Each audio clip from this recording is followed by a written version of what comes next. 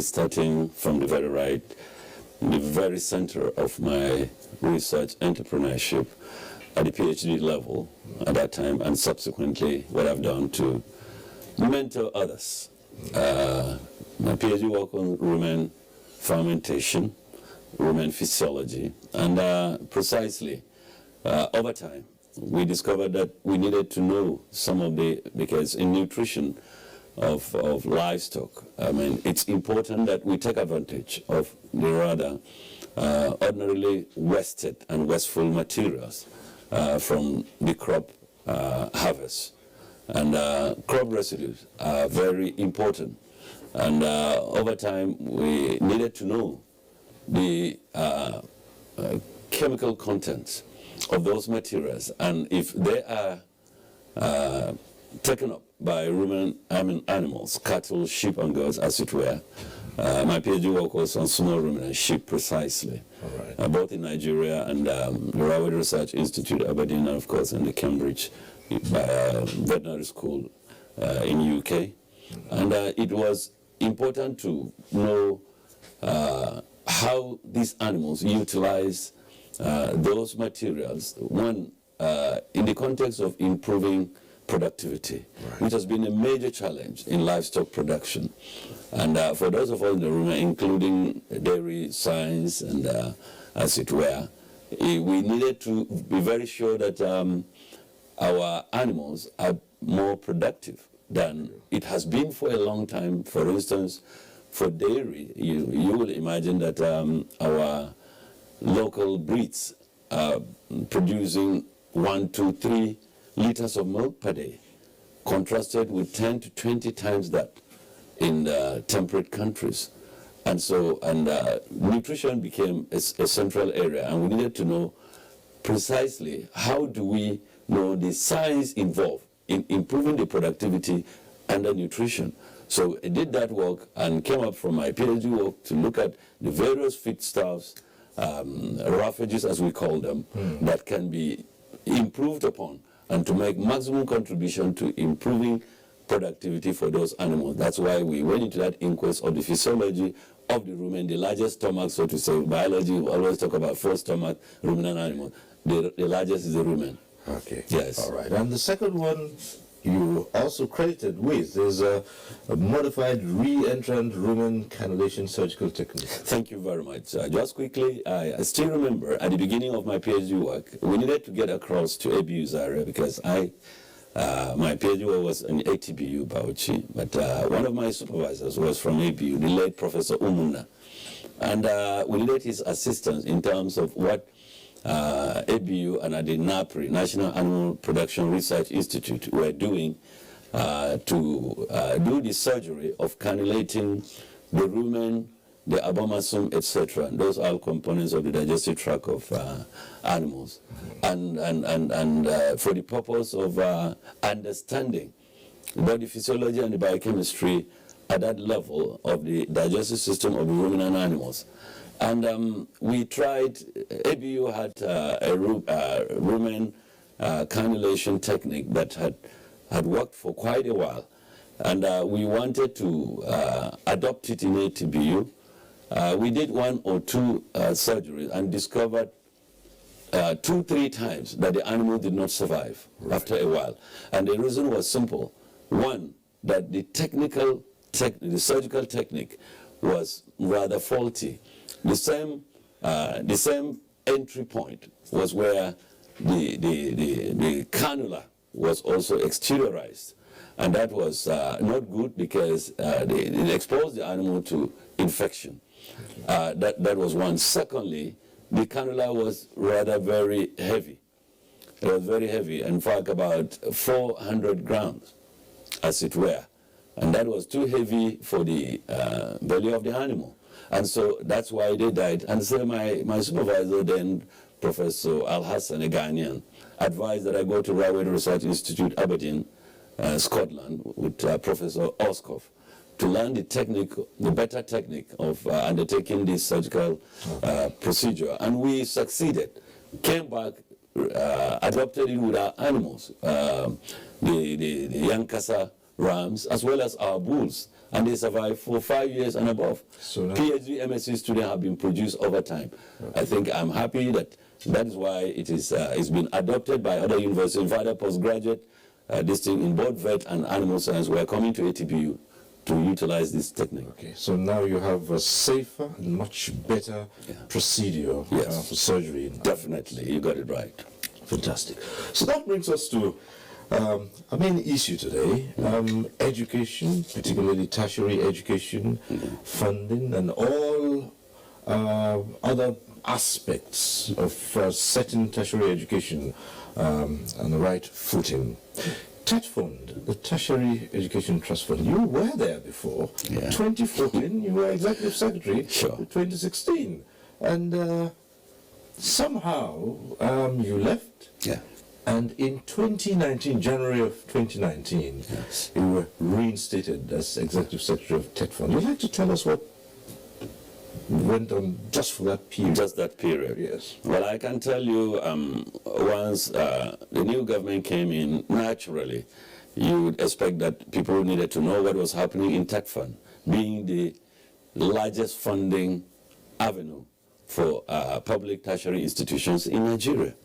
And, well, somehow we had engaged in publicity about what we were doing. And for whatever reason, some persons chose to look at the negatives rather than the positives. I'm proud to say within my first stint, between 2014 and 2016, it's been said publicly and in private conversations that was a period that perhaps the highest number of physical infrastructure was seen emerging in our public tertiary institutions. And by law, of course, the intervention institutions being public universities, federal or state, public polytechnics, federal or state, and public colleges of education, federal or state. And the next thing I just noticed over time, petitions were being reeled out to the National Assembly, to the presidency, to the investigation agencies, and newspapers, etc. I read things that they associated with me that were outright falsehood. And so when eventually I was invited by the Senate on one of those false allegations, there was the very, I would say, loud issue of 200 billion that was purportedly missing. Well, right inside me, I knew that there was nothing like missing 200 billion under my tenure, but that there was 273.9 billion that was taken out and used for the settlement of ASU agreement in 2013. And that was before I came. At the time, that money was, by the directive at the highest level of government, that money was used for that purpose. So when I sat and people were saying, I stole the money, I said, oh my God, this is preposterous. It cannot be associated with me. So when the Senate invited me, and I appeared before them, 5 allegations. One of it had to do with publicity of TET Fund. We spent 500 million, they wanted to know and all that. And I said for an agency with an average of 150, 200 billion per annum, spending 500 million on publicity, I thought it was justifiable.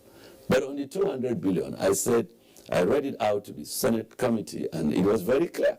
One, that I was never associated with anything missing. And there was nothing missing in TET Fund, because that money was taken in a central account that were not even signatories. So we couldn't be, so it was a case of, and as soon as I came in 2014, the first letters I sent out to the higher authority was to say, can we have our money back? We were negotiating, and eventually, let me say this, before the former president left, he approved that that money be refunded to all the 273.9 billion. And then President Buhari, I would say, endorsed it. And I have letters to that effect, both of them. So when now there were allegations that we took this money, I said no. And when I read out my defense before Senate, in fact, at the end of the day, it was commendation rather than condemnation.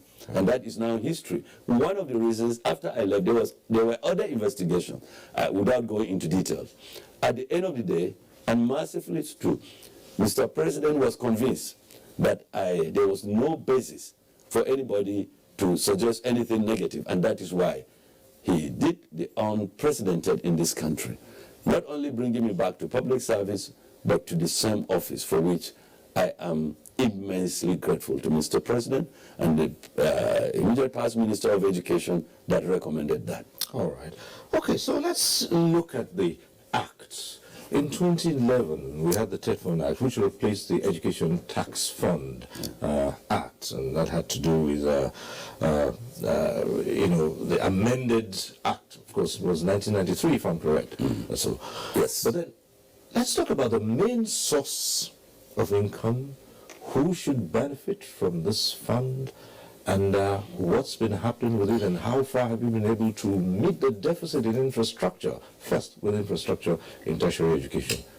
First, I thank you very much for this question, and this is a rare opportunity to put some things in correct perspective. You see, ETF then, and now TETFund, did not come by accident. It is, to me, it represents one of the most innovative and creative thinking by academic staff union of universities. And by chance, I was privileged to be a member of the NEC of ASU. I was vice chairman of my branch at the time we started negotiation with then military president, Babangida. And the idea was simple.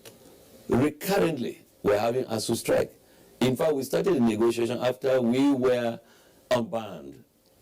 Between 1988 to 90, ASU was banned.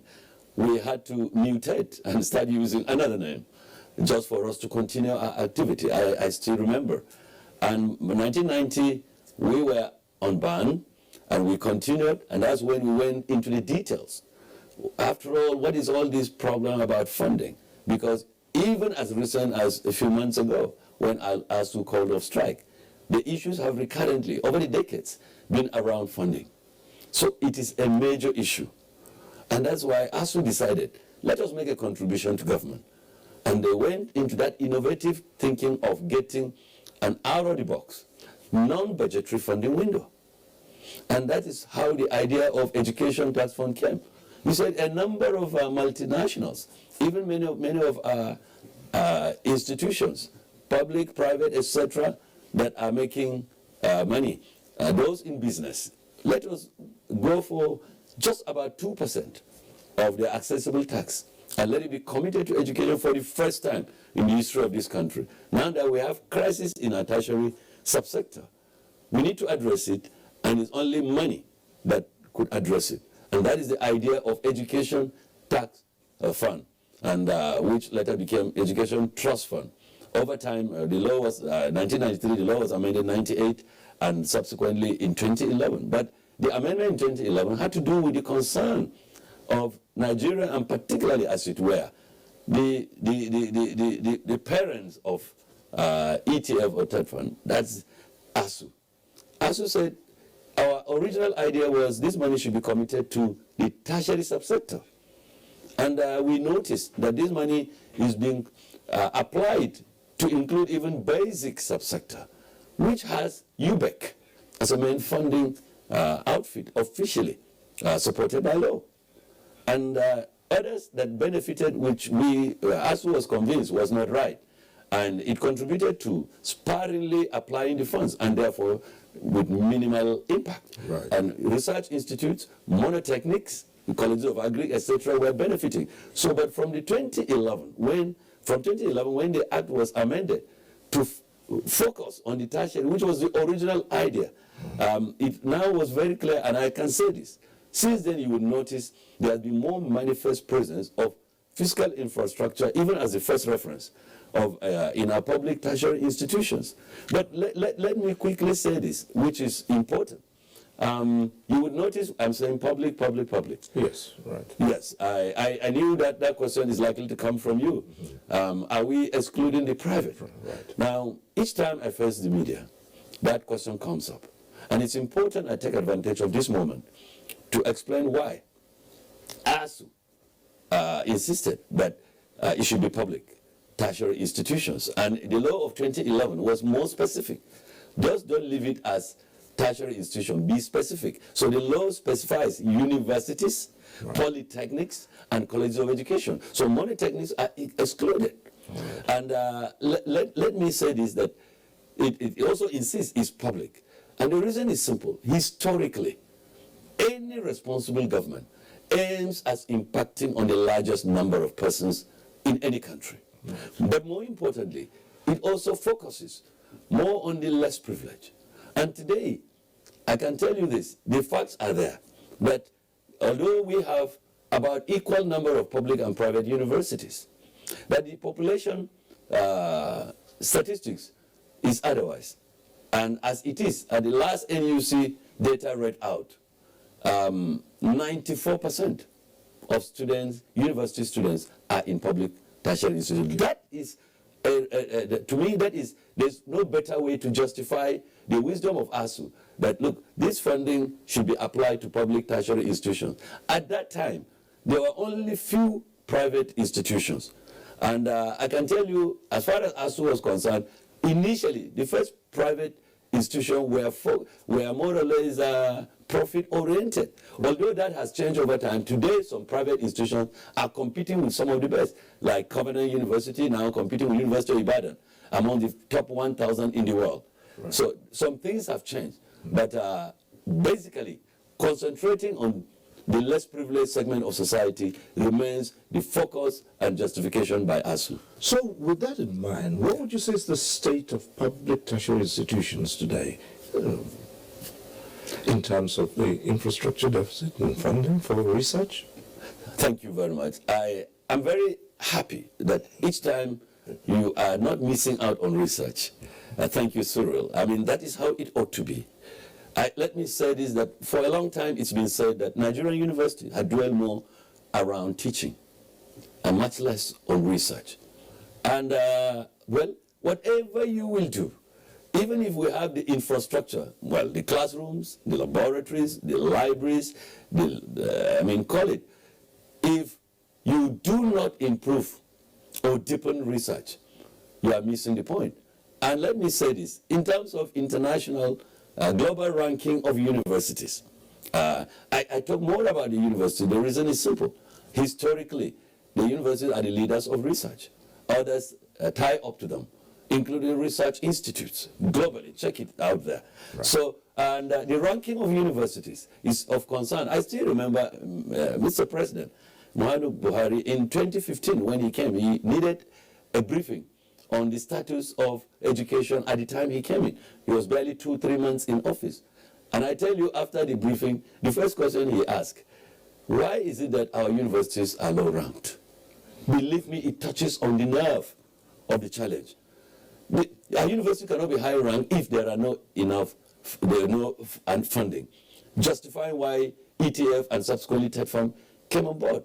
And at the time that happened in 2015, for instance, remember that at some point, I think there was no Nigerian university even among the top 100 in Africa, not even to talk of the world. It was as embarrassing as that about 8-9 years ago. But with the intervention from TETFund law changing in 2011, now it is 8 good years. There has been significant improvement. Let me say this, for instance, NUC now says minimum qualification for university lecturer is PhD. About 8-9 years ago, there were only 40% of those that hold PhD in universities. That was bad enough. And thank God, mercifully, over time, with TETFund intervention, improving especially academic staff training and development, the percentage moved to, within 5 years, it moved to 60 and above. And as I'm talking now, I know it has gone above 70%. I need to get the exact figure from NUC. In other words, there is justification for our intervention because it's one of our top, that's academic staff training and development. Then we've gone deeply into research. We've gone deeply into research. We have 2 intervention lines under research. There's the IBR and NRF. IBR, institution-based research, with a maximum of 2 million per research team. And that is managed largely within the universities, polytechnics, and colleges of education. Then the higher one, meant purposely to promote applied research, has a ceiling of up to 50 million. Now that's the one that we focus more on. Because the other one, well, you can dwell more on the theories.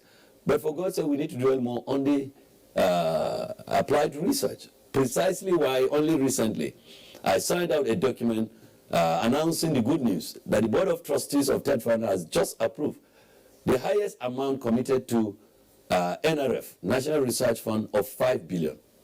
The early seed was 3 billion. That was repeated so many years. Another 1 billion was added. 4 billion up to this moment. Now we have 5 billion committed to National Research Fund because we want to refocus on research. Around the circles, you're known as an apostle of research and development, R&D. But the first question people would say is, what's happening to all the findings, the results that are churned out of institutions, research institutions and the universities? And there's this thing that a very small, it's only a small percentage of that that gets commercialized to the benefit of the general populace. Why is this so? I can tell you, Cyril, I'm sentimental about that. Before I came to TED Fund, of course, as a university lecturer and a professor, I knew the issue, and I knew there was a major problem. Remember, I made a point earlier that over time, Nigerian universities have been associated more with teaching and less of research. And that is anomalous, unacceptable. We couldn't proceed that way. We couldn't be competitive in this country. No wonder.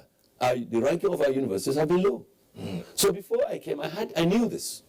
And so when I came, I made a strong case. My Board of Trustees asked me to let them know what were my five-year strategic plan. And amongst them, I gave them a 6-point vision.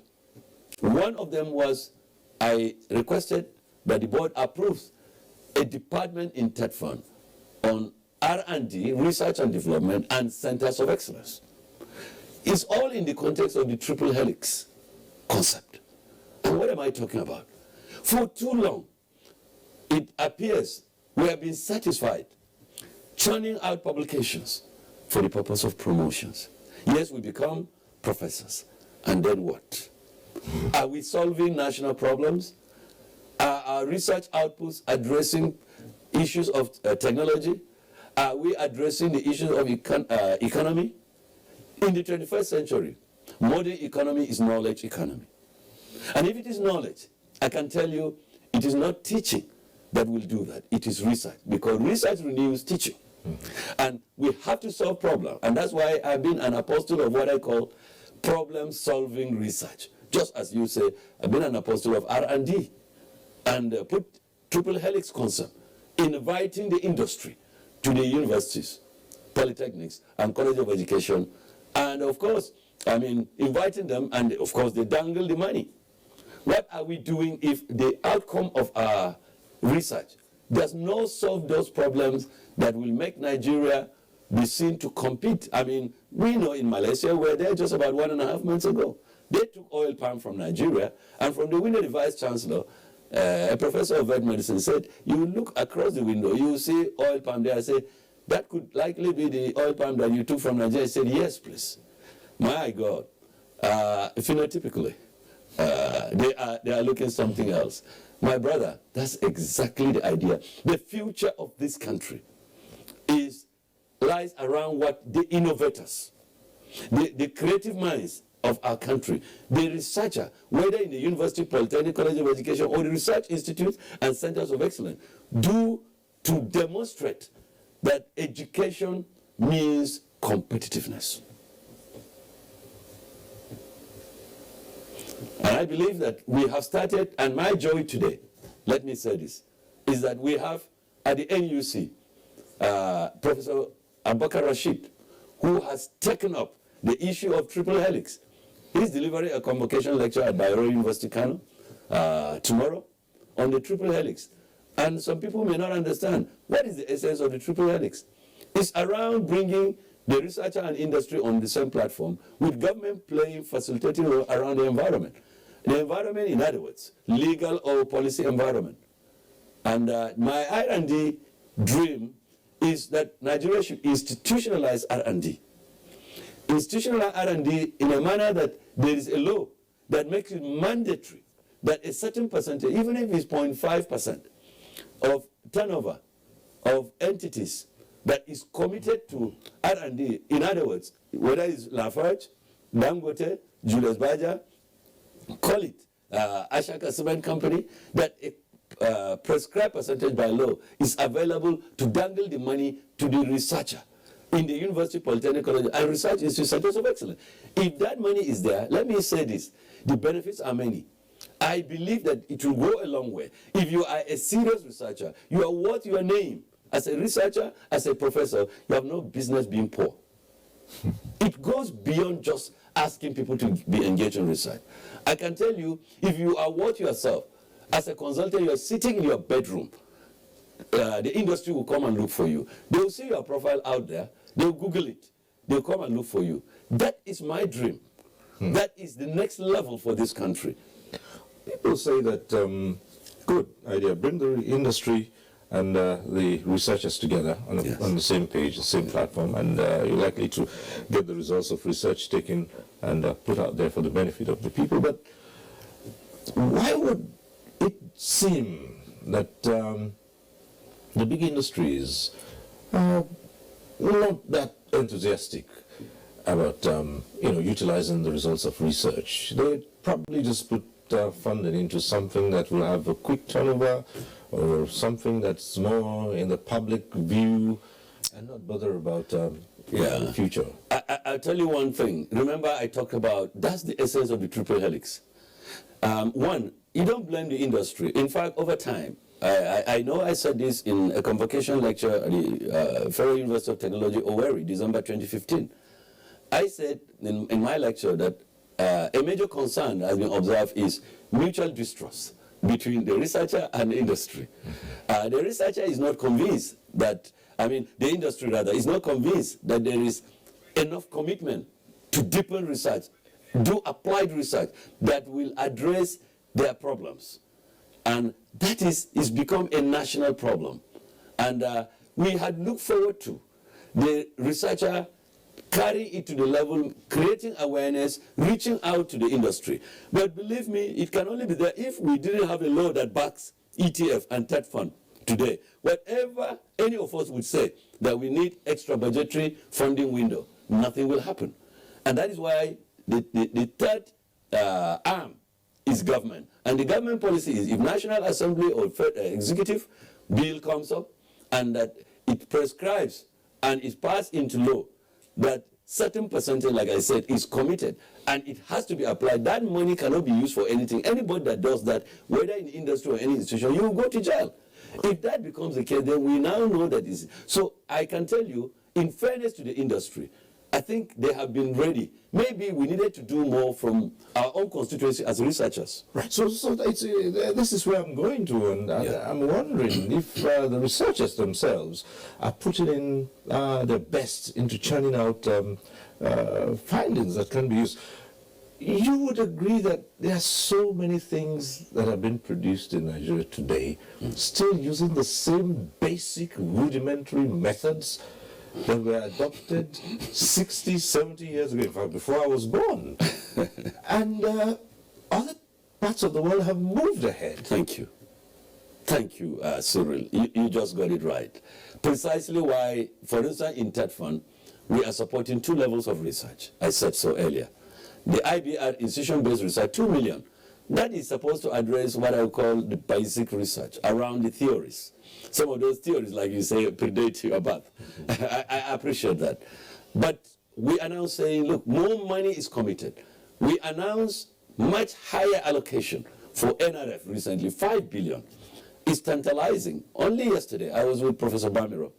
That is the chairman of the NRF, former Vice Chancellor, University of Ibadan, Oxford graduate, PhD, you can call it. This is somebody that is profound, very, very profound. And I tell you, each time we're sharing ideas, and we all agree that we need to up our game in the research community. Universities, Polytechnic College of Education, research centers, and research institutes. And incidentally, we are moving forward. Let me say this to the credit of, for instance, in science, and let me, about R&D, the emphasis is deliberately on science and technology, or the STEM, science, technology, engineering, mathematics. That is the trend now. The more competitive nation go to China. You don't have to be told.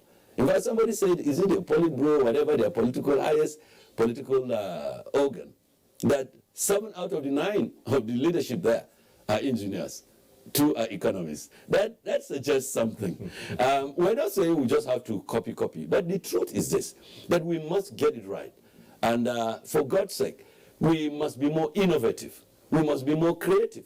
Everybody is involved. The scientists need the economists. They need the sociologists to understand the circumstances. Today, if for instance, there is increased kidnapping. In fact, I've seen professors of whatever being kidnapped. And I say, for God's sake, what do they want to get from these guys? Because they have next to nothing. But what we're saying is that these same guys can help us do research on why is it that kidnapping is overtaking ordinary robbery, just as an example. These are the aspects of the R&D we're talking about.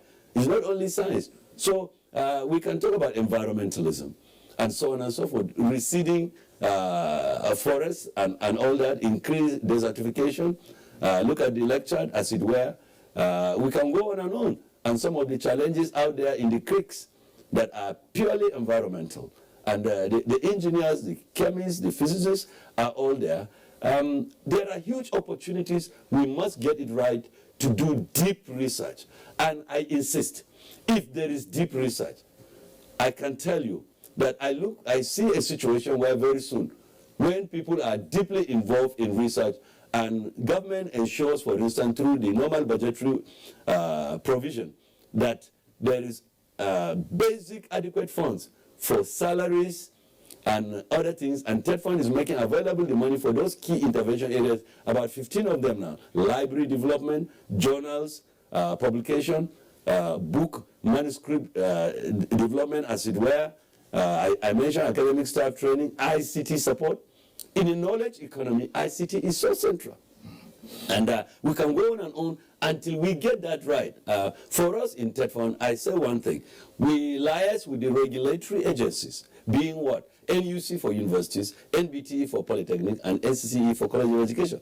Because we do not sit and impose projects on institutions. They know that they have their mothers. That's the regulatory agency, so they guide us. Okay, so they bring the projects and you take a look at them and see these are viable projects in which to commit funds into. Indeed, indeed. I can tell you, in fact, that gives me an opportunity, Cyril, to comment briefly about the fiscal infrastructure component. There is a disturbing trend, and I said it earlier that, of course, Nigerians have realized that, look, there has been significant improvement in terms of, but we believe we could still continue. But more recently, stakeholders have said we should tilt more towards the content components, as we call them. That is research, NRF, and so on, product development, to solve the problem that I call problem-solving research. That we should put more, that's why this year we're putting 5 billion. It has never happened before. Okay. On NRF. And there is no doubt about it. Our little concern, I don't know, I need to quickly mention this. Our little concern is, while we're doing this, we're doing for both federal and state institutions. But here we have the worrisome emergence of universities, polytechnic, and college of education by state government at a rate that easily reflects a kind of complacency, because there is TED Fund and that they could establish them. But in some of those states, and this is very important, there are many of them have been very commendable, believe me, very responsible, making sure that if they create, they are providing money, basic salary, and all that. But as it is today, you will go and you will discover that most infrastructure are actually from TED Fund. So something to do with salary, but I believe that it's important that this is guaranteed by both federal and state government. And if I get you right, governments, states are setting up public institutions and hoping that, well, we'll just set them up. After all, the funding is going to come from TED Fund. I think that perception is disturbing. Let me say this. It's not that many of the governors are very, very committed, and believe me, they have demonstrated that education is a priority. And over time, let me say this, over the last 5, 6, 7 years or so, there has been more money committed to education sector than we've seen in recent time. But we need to do more and be more creative. Yes, well, would it just be enough to set up these institutions? Yes, education is important, but state goes ahead and sets up 4, 5 institutions and says, well, not to worry, we're going to get funding from Tech Fund. I can tell you, I said, I'm very uncomfortable. It's commendable if a state government decides, look, we want to increase, it has to do with access. We want more space for access to tertiary education. Commendable. But then the disturbing aspect is when suddenly now you discover that they are struggling with even salary. I call it the benchmark minimum. Even salaries. Not to talk about other infrastructure at the end of the year. For instance, I mean, if in a whole year, capital commitment to a tertiary institution by a state government is less than 50 million. Tell me, Cyril, that's not disturbing. Let me take you back to your discipline. You're a professor of animal science. And we're saying, how well have Nigerian tertiary institutions, universities particularly, performed in the area of research into improving livestock, improving, the yield that you get from, like in dairy products, for instance. In fact, the whole gamut of it has to reduce tensions that we're seeing in the area of raising of animals, breeding of cattle, with access to grounds being one of the biggest issues leading to quarrels, violence, and outright insurgency in some cases. Yes, thank you very much. You know one thing, agriculture is an existentialist phase of life. It's existentialist. You tell me, can anything else happen if you have not fed for 1, 2, 3 days consecutively? You better imagine that. You know that you are going down by installment. And you, from that point of view, you know that agriculture is central. And I must say this, that if you look at it, most of the application of science and technology, at the end of the day, most of the materials are agro-based. And call it, I mean, whether it's latex, as it were, forest. We talk about livestock, for instance, my own very area.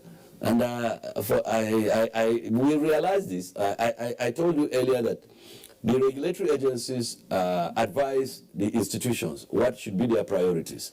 Now, we take note of that, and we also liaise with the institutions. What are their priorities? It's been very disturbing for me that, for instance, even in the northern part of the country, where the majority of livestock are found, that we've not invested much on dairy. And check out there, some of the healthiest of nations are those that have very robust dairy industry. And milk, as just a pint of milk every day. Take that and couple it with some fresh fruit.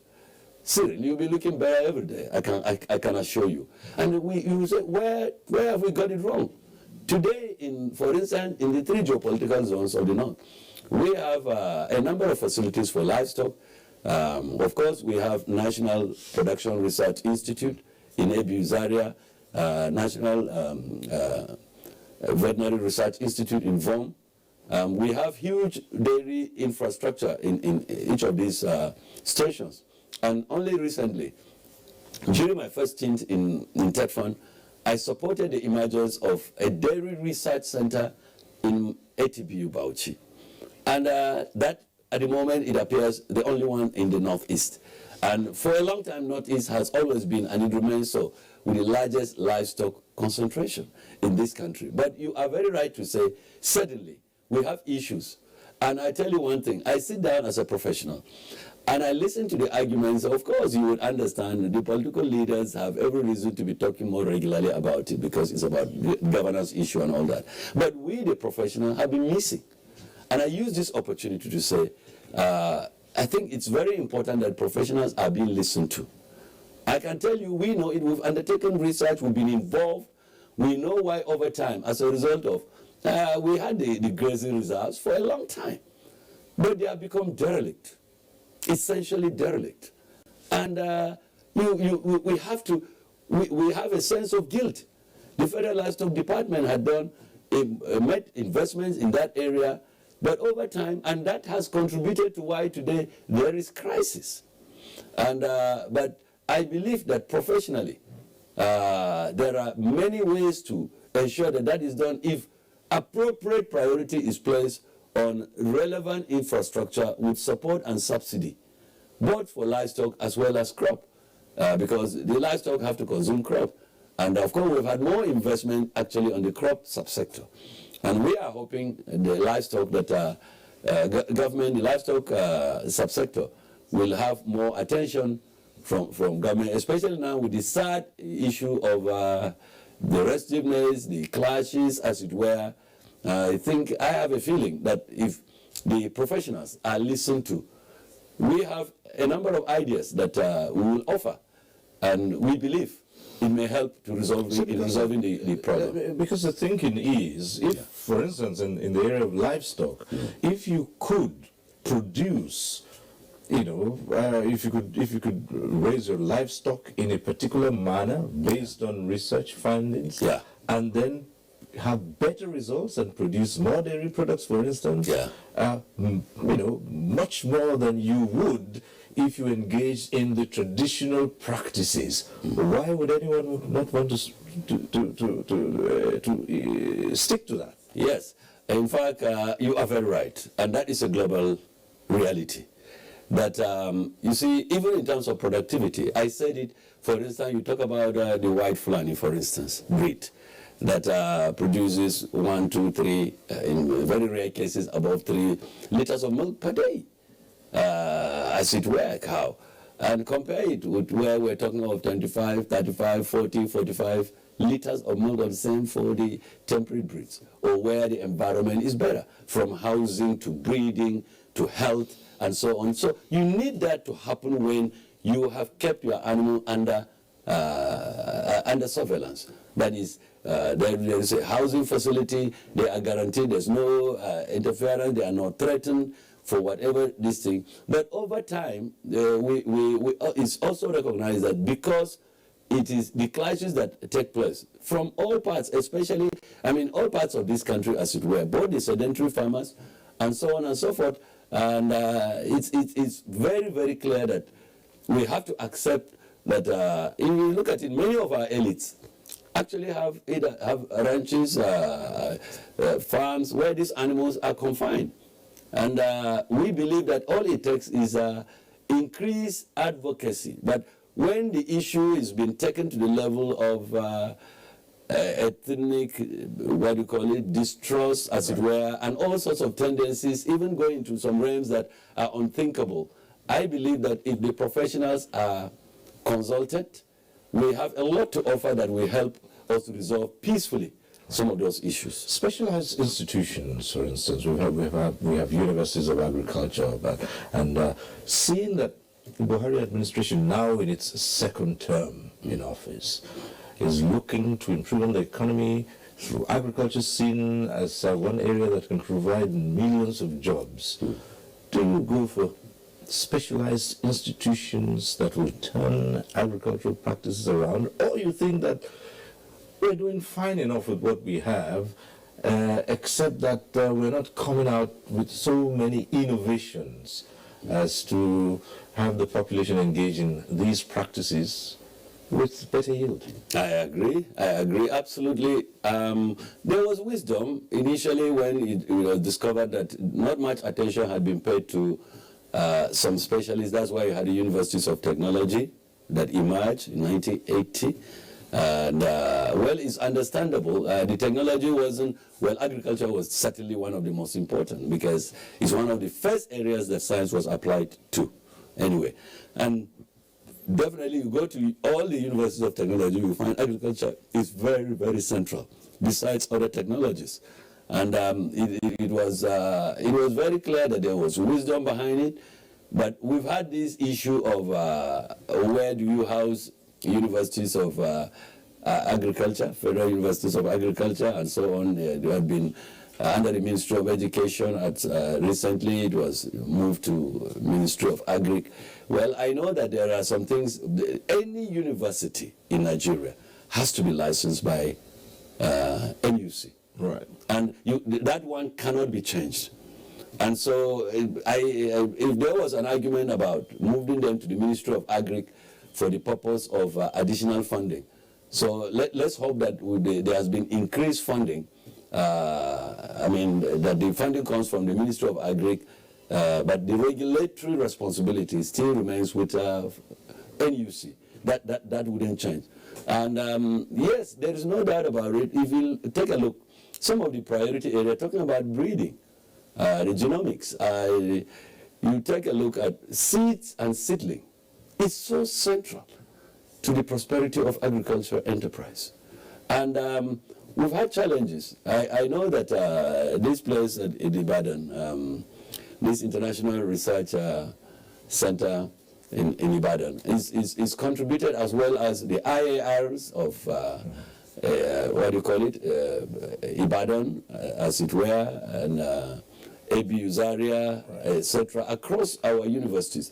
They play such very important role in focusing on the areas of the basic as well as the applied components of innovations to carry us to be more competitive and get out there, and through biotechnology, which now the in thing, to get products out there that demonstrate we have gone deep in addressing the issue, because agriculture provides the highest number of possible employment in any country. It has been so. We need to get that right, and I believe I've seen the document on ERGP, and I think it's recognized that knowledge will drive it, and that knowledge has to go down. We take a look at what the profound scientists in each of these areas are doing. It's said that no one source of funding can be, adequate for everything that's been done outside of TED Fund. Yeah. What's your thinking about grants, funding of research? Yeah, I can tell you this. I know I mentioned academic staff training and research and all that. One thing I didn't mention is conference attendance. Believe me, both conference attendance and research funding, before TED Fund came on board to intervene in these areas, they were almost non-existent. I will give you as an example. I, as a professor, I remember about 12, 13 years ago, I applied, and the ceiling, the highest you could get, was 80,000 at that time for a serious research. Naira? 30,000 naira, yes, thank you. It couldn't be dollars, otherwise we will celebrate. It is naira, 80,000 naira. And you couldn't buy basic distillation facility, for God's sake, Cyril. And it was as bad until TED Fund came on board. And then the millions started rolling out to clusters of research groups. And as much as possible, even we're encouraging, as it were now under the R&D thing, that look, we want through research, because research cuts across, whether it's public or private, that through research, let the private universities even benefit. I can tell you it's the same thing with conference attendance. About 15 years ago, you just couldn't get, in fact, as a university professor, you could almost retire unless you got a grant from international grant that has a component of conference attendance. You could stay 10 years, 15 years, you've never gone for an international conference. It's not just going international for the sake of it. You share knowledge, and you identify strengths and weaknesses of each other in peer review. That is the beauty about conference. And so I can tell you that before TED Fund came on board, it was as bad. Where do you see TED Fund next couple of years? Thank you very much. With our moving more into what we call the content components, we're doing so in liaison with the regulatory agencies, NUC, NBT, NCCE. Through them, we have an idea where's the focus. We are now promoting centers of excellence. The R&D department is along with centers of excellence, and we are supporting the emergence of R&D and centers of excellence units. And the idea is, if we have deepened research, then let us see where your strongest capacity is. That is the essence of Center of Excellence revitalization. I can tell you, Cyril, as you know it, we are convinced, and that is why we are committed, and increasingly, I can tell you at some point in time, about 20 years ago, we discovered there were hardly any textbooks emerging from the university system. And that's why we came about the book development thing. And now, with the manuscript development, many textbooks by Nigerian professors and lecturers are emerging out there in the bookshops and in the public space. That is what it ought to be. If we do not invest on research, if we do not invest on the content component, improving our library, the virtual and the book-based component, we are reflecting that we are not ready to compete with the rest of the world. That is unacceptable, and at TechFund, we are partnering with the regulatory agencies. That's why I'm so excited. I repeat that Professor Rashid Bakar, the ES of NUC, is giving a lecture on triple helix tomorrow at the Bayero University, Kano. And it is to underline the future. If knowledge does not define our future, what else will? So, it's a gradual shift away from what people see and say development in tertiary education. It's all about the physical structures that you see, and you would judge perhaps the quality of tertiary education by the beautiful structures that you see. Now you're shifting attention to content. Content. Right. Precisely. I tell you, we can only be competitive if we are deepening research. I say this, and it's very clear, and one of the things that I might not have mentioned, and I need to quickly do so, I want to see our universities, Polytechnic College of Education, emphasize research in many manifest ways.